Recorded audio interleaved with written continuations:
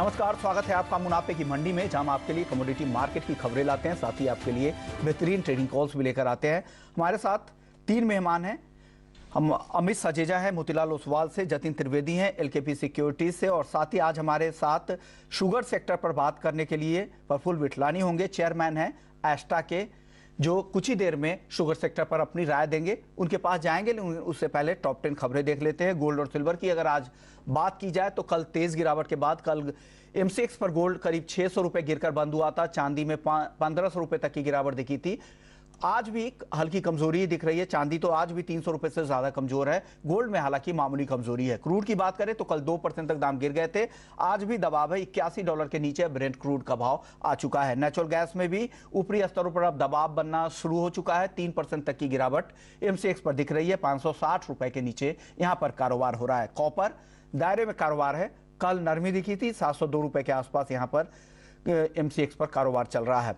Mentha की बात करें एग्री मार्केट में तो यहां पर अब 1000 रुपए के ऊपर जाने के बाद अब मुनाफा वसूली देखने को मिल रही है। 1000 के आसपास आज यहां पर एमसीएक्स पर मेंथा ऑयल कारोबार कर रहा है। कॉटन में मजबूती, हालांकि दिसंबर के वायदा में अब अनवाइंडिंग शुरू हो चुकी है। नए वायदा का इंतजार है एमसीएक्स से, तो इसके भाव का अब बहुत ज्यादा मतलब नहीं है।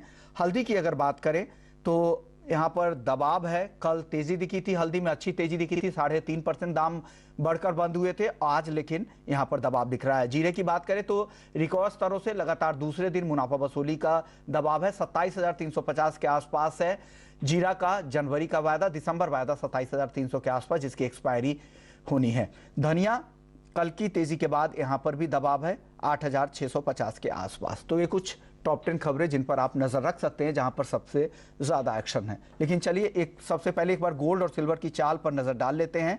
गोल्ड और सिल्वर में सबसे पहले सिल्वर की बात कर लेते हैं। जतिन, आपका व्यू गोल्ड और सिल्वर को लेकर क्या है, क्या सलाह दे रहे हैं आज? हाल फिलहाल तो मोमेंटम जो थोड़ा सा वीकनेस का जो है वो कंटिन्यूड रहना चाहिए। जिस तरह से प्रॉफिट बुकिंग जो है वो आ रही है, इस बार हुआ कैसा है कि जो फेडरल रिजर्व की जो पॉलिसी आने वाली थी उसके पहले ऑलरेडी हमने एक बहुत बड़ी बढ़त जो है वो गोल्ड सिल्वर दोनों के अंदर रजिस्टर होती हुई देखी है।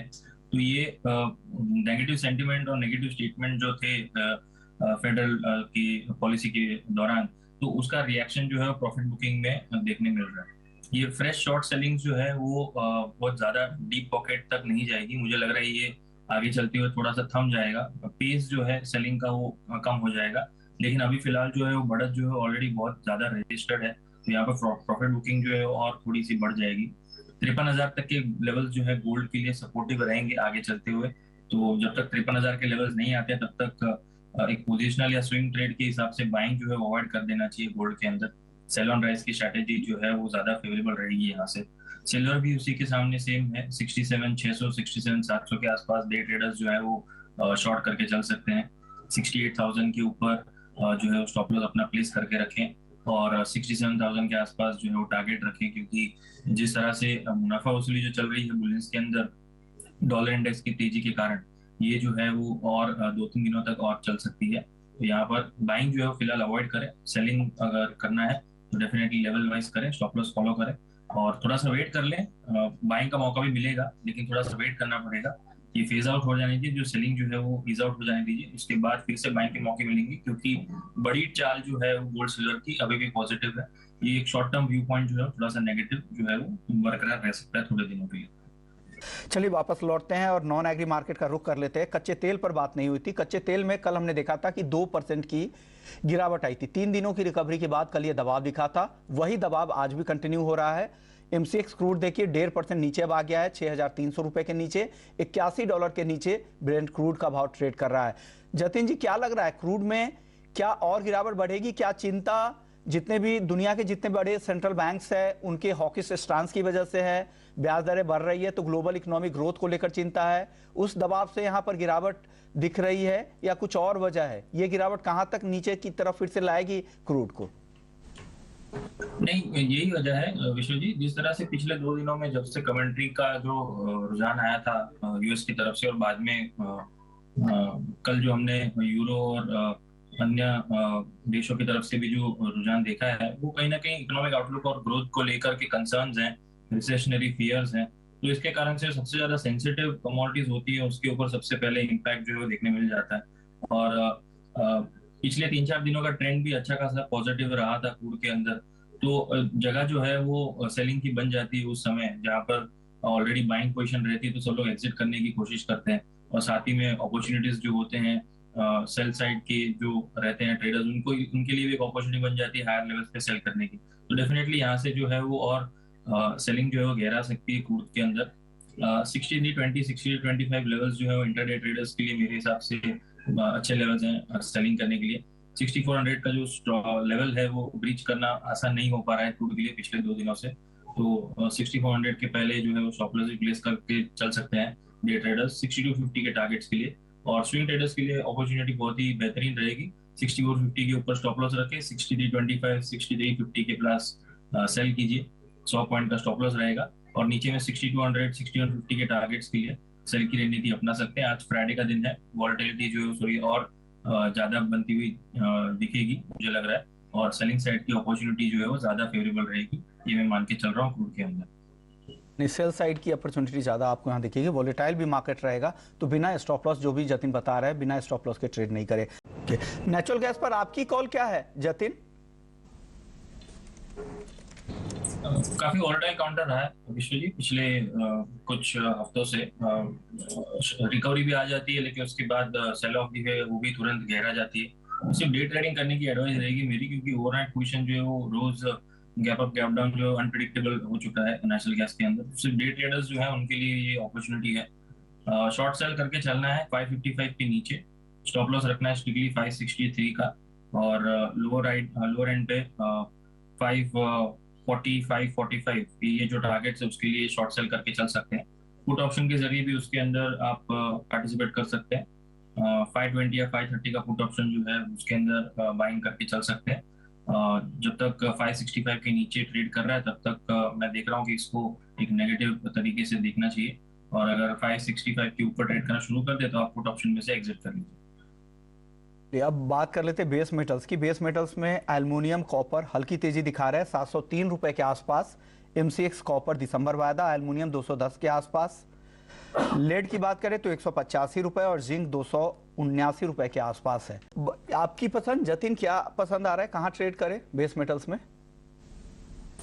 थोड़ा कॉन्टिनेंट व्यू है, हालांकि साइडवेज रेंज देख रहा हूँ मैं कॉपर के अंदर, क्योंकि दायरे के अंदर ही ट्रेड कर रहा है। 695 से लेके 710 715 ये जो रेंज है इसके बीच में ही ट्रेड करते हुए देखने मिल रहा है कुछ दिनों से।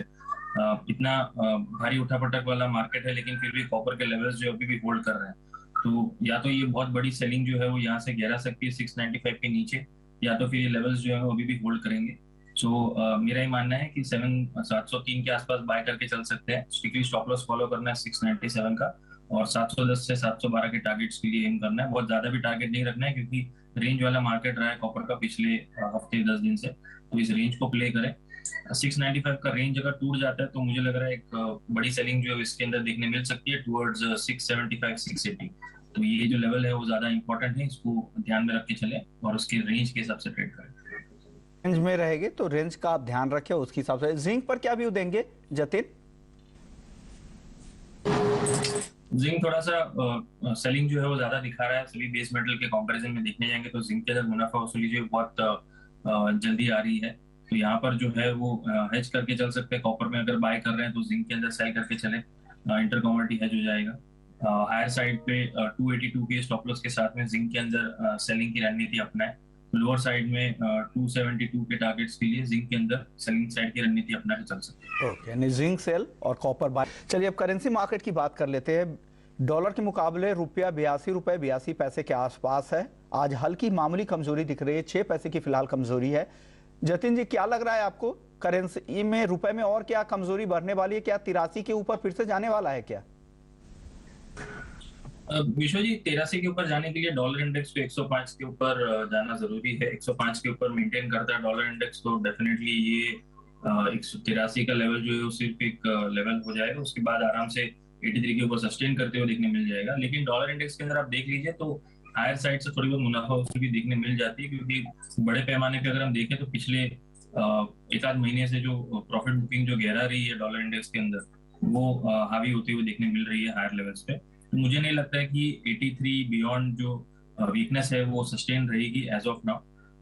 डॉलर इंडेक्स के मुकाबले में अगर मैं देखूं तो 105 के लेवल में पकड़ के चल रहा हूँ। ये मेरा एक मेक और ब्रेक लेवल रहेगा रुपए के लेवल्स के हिसाब से।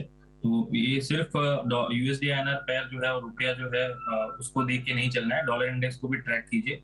105 के ऊपर अगर ये आपको ट्रेड करते हुए देखने मिल जाता है तो यहाँ पर जो है लेवल्स जो है और एस्केलेटेड लेवल्स देखने मिल सकते हैं। अभी मेरे लिए फिलहाल ये जो रेंज है ये 8310 से लेके 8270 इस रेंज के अंदर है। तो इस रेंज को प्ले करना है तो इस रेंज को प्ले कीजिए।